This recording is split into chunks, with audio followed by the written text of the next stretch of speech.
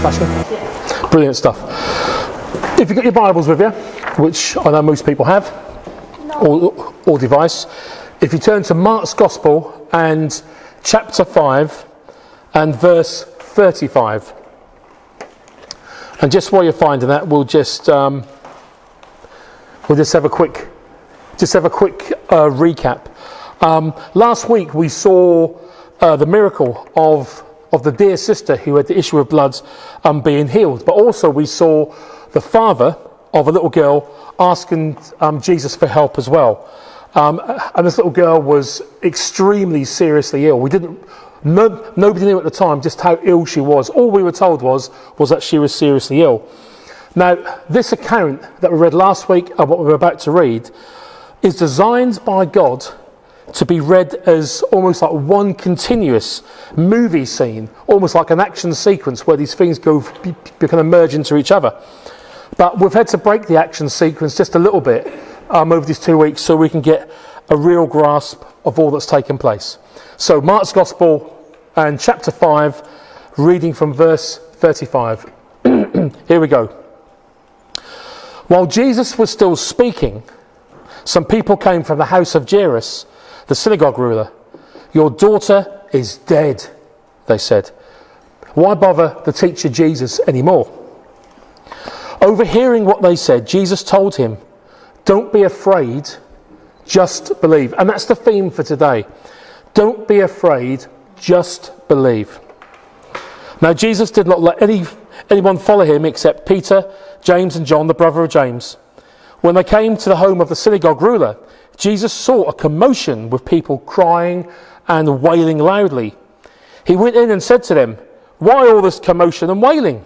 The child is not dead, but asleep." But they laughed at him. They really laughed at him. After he had put them all outside, he took the child's mother and father and the disciples who were with him and went into where the child was.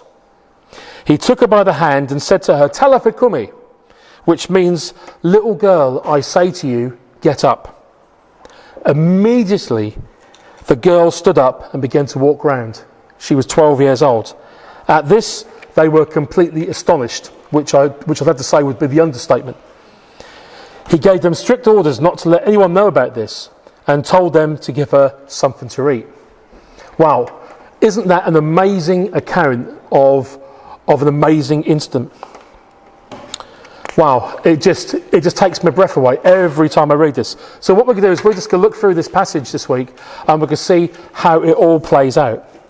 So, just going back to last week, we see that Jairus come running to Jesus and he fell at his feet. And what he did was, he begged him, he said, "My little daughter is at the point of death. Please come and lay your hands on her so that she may be made healthy and live."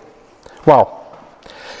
It's worth noting right from the very, very, very, very start that he does not ask Jesus to help if he can, but instead he expresses confidence that Jesus can restore his daughter's health if he will only lay his hands on her. Now, at that point, she was just seriously ill. He didn't know that she had probably already died. But he didn't say, "Well, if you can do it," but the way that he spoke was, "You can do it." So let me give you an example of that, right? You've got a glass of water there, so if somebody, as if Lyndon said to me, "Gary, pick up the cup," right? He knows that I can pick up this cup.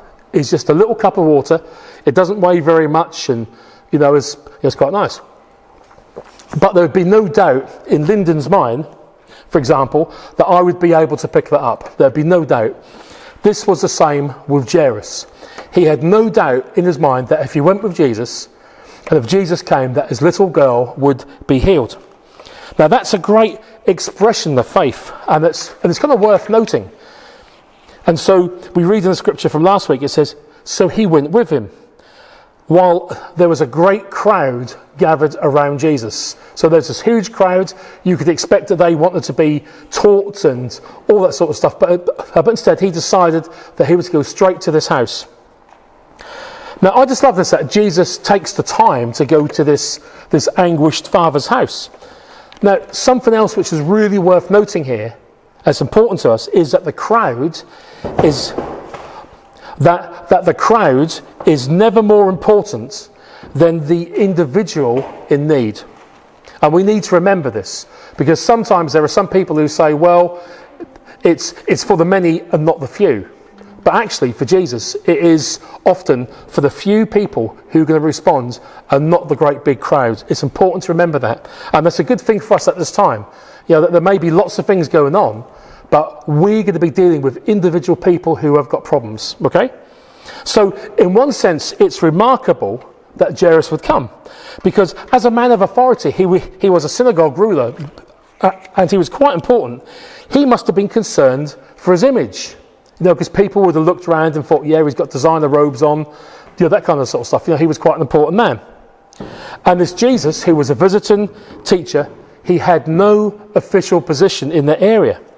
And if you go back to chapter 3, we find out that the Pharisees were actually beginning to think to themselves, should we kill this Jesus? Right? So there was all kind of problems there.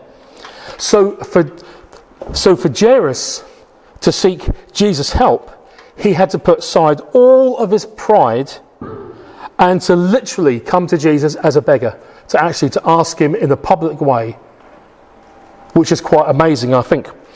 But in another sense, though, there is nothing at all remarkable about Jairus' appeal for Jesus to come. A parent of a dying child will do literally anything to save his or her child. And I know that I would, and I'm pretty sure that if you're a parent or here today, or even if you've got sort of close relatives, that you would literally do anything that you could, whatever it took. If it took your liver, your kidneys, if it took your blood, if it took your bone marrow, if it took whatever it took to do it. I know that for my daughter, for my sons, probably for most people here, I would probably do that.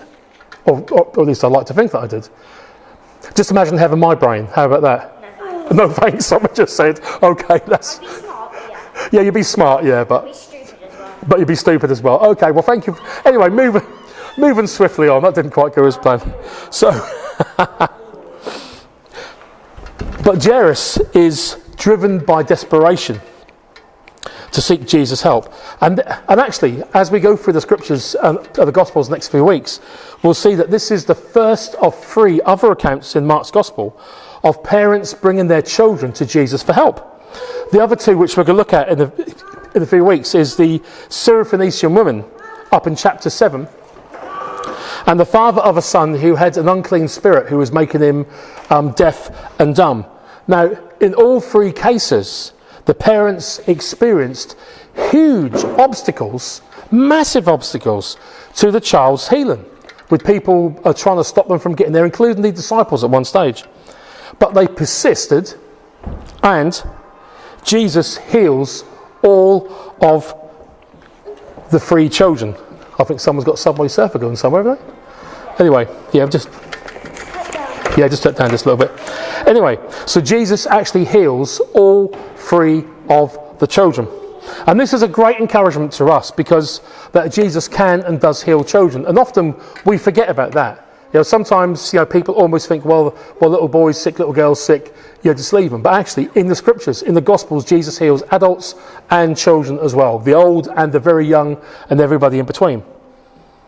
So we now get into this week. So we read this week that this terrible, terrible news arrives. Your daughter is dead. Why bother to teach her anymore? Oh my gosh. When you read this, perhaps read it by yourself and just put yourself in his position. How would you feel? Now, Mark doesn't tell us really his reaction when he hears this news, but can we just imagine how he felt? There would have been a terrible, terrible, terrible desolation. I know how I've felt in the past when I've heard tragic news, and I'm pretty sure that people here who have lost loved ones and family members, grandparents, parents, friends, besties, even pets, you know how it feels. It is absolutely awful. So just imagine him there. He left his daughter. She was seriously ill. He thought to himself, I know where to go to get help, because he's heard about Jesus. They're on the way. The woman steps in. Jesus spends a few minutes, we don't know how long it was there, and in that time the little girl dies. The servants come and said, your daughter's dead. Don't worry about Jesus no more. Wow. That was an awful moment in that man's life. Terrible, terrible, terrible. But Jesus, this is what it says in verse 36. Overhearing what they said, Jesus told him, that's Jairus, don't be afraid, just believe. Now, what we're about to look at now is possibly one of the greatest acts of faith found in the pages of the Bible. I can imagine that when the news come in, that Jesus perhaps just kind of looked at Jairus and maybe just put a hand on his shoulder, pulled him a little bit close because there was a crowd round. And I can just imagine Jesus speaking those words to him very tenderly, but full of power. Don't be afraid. Just believe in me. Now, he couldn't force Jairus to believe in him. And if Jairus had have listened to his other peoples not to bother Jesus anymore, then that little girl would have stayed dead. She would have done, because Jesus, it was the miracle of Jesus raising her from the dead. It's a bit like the Christmas spirit. That's right. That's right, yeah. Yeah. So that little girl would have stayed dead. But Jairus took Jesus at his word, and he carried on walking with him. Now here's a challenge. We get challenged every week, don't we? Do we take Jesus at his word? Do we take Jesus at what he writes in the Bible? That's the challenge for us, isn't it? Because where he says, don't be afraid, do we spend all of our lives being frightened? When Jesus says, I'm never going to leave you or forsake you, do we spend our time worried that he will leave us? Or when Jesus promises that he will provide for us. So if you think in the coming weeks with these possible cuts and shortages, are we going to be living in fear that we won't have enough food to eat? Well, Jesus says that he will provide for us. So we're going to have to trust in him for this. And every step that Jairus took walking towards his home, and that awful situation back there, was the same as when Peter walked on the water towards Jesus. Think about that. Every single step that he took, because it would have been, your daughter's dead. What do I do? Come on, let's go and do this. And he had to start to walk towards that thing. So everything was a step of faith. And it doesn't say it here, but I don't think it would have been easy, because he didn't know the outcome at that point. But I guess that deep down inside of Jairus, that there'd have been something maybe coming alive, thinking, well, if I'd have asked Jesus to come and he would have healed her, then she would have been healed. But maybe even now, that where she's dead, maybe he can still do something. And sometimes faith can be called maybe something's going to change. And that was a maybe walk, I call that. But can you imagine the scene as they approached the house, as they got closer?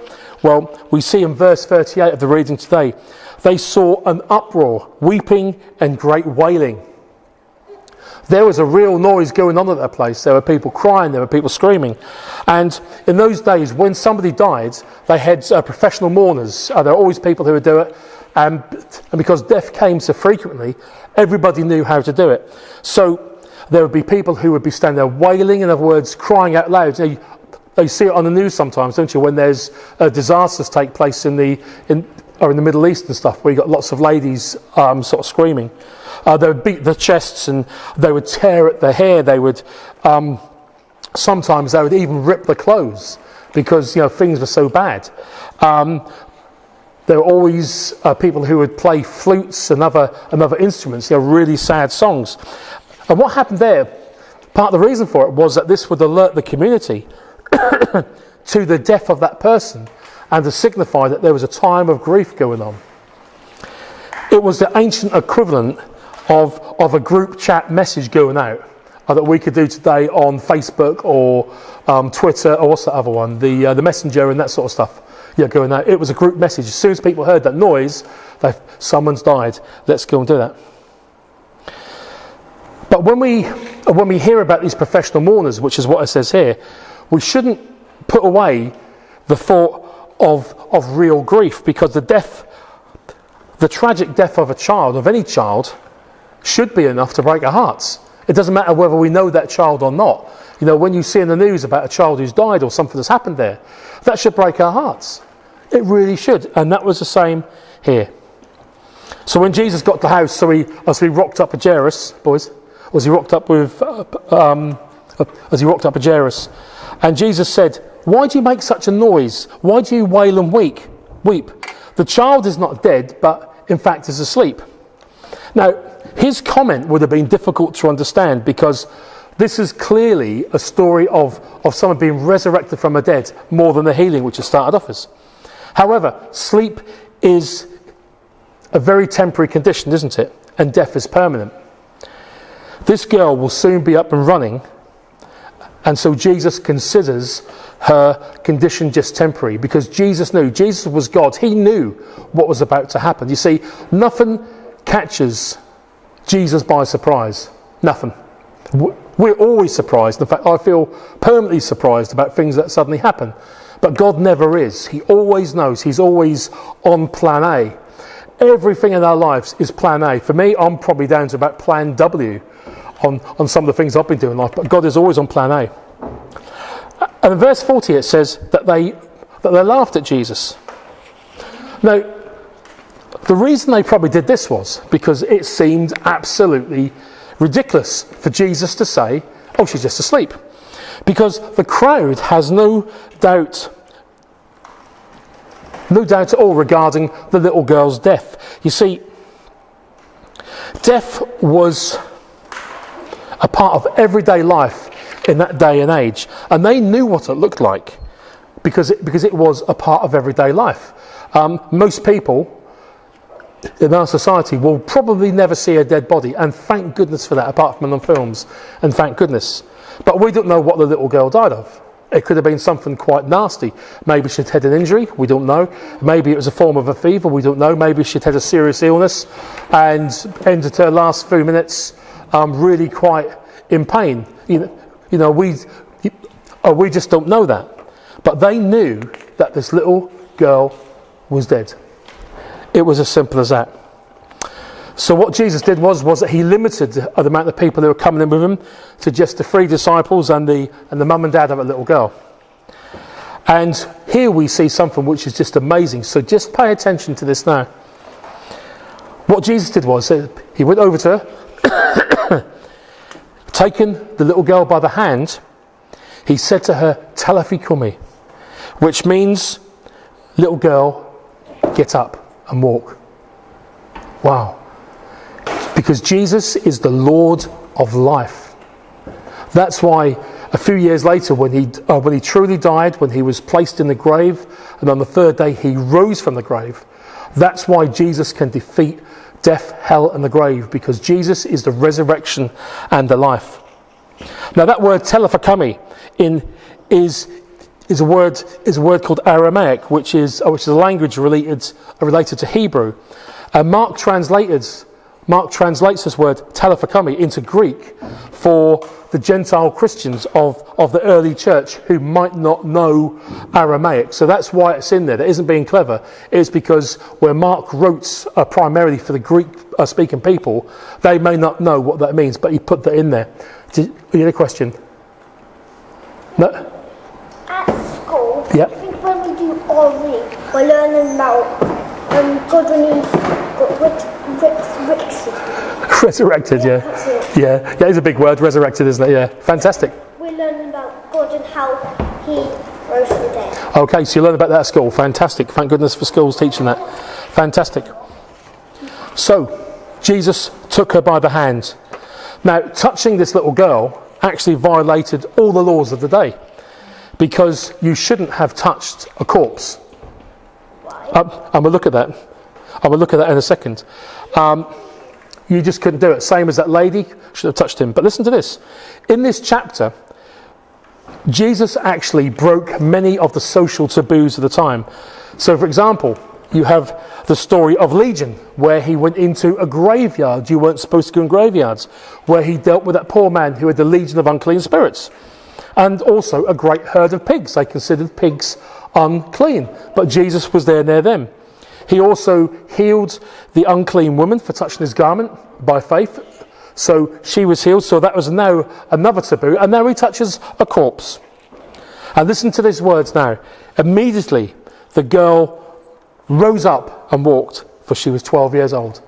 Wow. So 1 second she was laying there was no breath in her body, the blood had stopped flowing, the heart had stopped pumping, the kidneys had stopped working, the blood had started to settle down into her body, perhaps rigor mortis was going to be started to set in fairly soon, she would have started to become cold, her eyes would have become glazed as the eyes stopped working. She was definitely dead, but immediately she gets up and walks. And if you remember, that immediately is one of Mark's favourite words, and he uses it 27 times in the Gospel. So this little girl is 12, which corresponds to 12 years of the woman who had just been healed, who had been bleeding. So as we finish this week, the last 30 seconds or so, let's remember that there were 2 miracles for the price of 1 this week. There were 2 that we see here. There was the lady who had been healed, who had been sick for 12 years. That's a long time. 12 years. That's a massive time. And there was this little girl who had been taken ill just that day. As far as we know, she could have been ill for some time. We don't know. But that was the day that she died. Who was 12 years old. So you got the 2 12 things. I think that part of the reason that we have this amazing true life account is that on some occasions we have to wait for the miracle and be patient. This lady waited 12 years. I'm still praying for things to happen after 20 years. And I think to myself, wow, come on. But it's all God's timing. Because God's timing is perfect. Just the right time. Other times there seems to be an almost immediate answer to prayer. Like of this little girl who's 12 years old and had freshly died. And what I believe the Lord is saying to us today is that we need to be ready for both of those, because God is in charge. With all this coronavirus and all this stuff going on, let's remember that God is still in charge. We've got a good Prime Minister, but he's not in charge. It's Jesus who is in charge of all that takes place to us. Sometimes things take a while, sometimes things happen quite quick. Let's be prepared for both in faith. Amen. So we're gonna finish with a final song, and I think it's going to be Waymaker. Yeah. I think that's the one. So let's just be prepared just to worship again.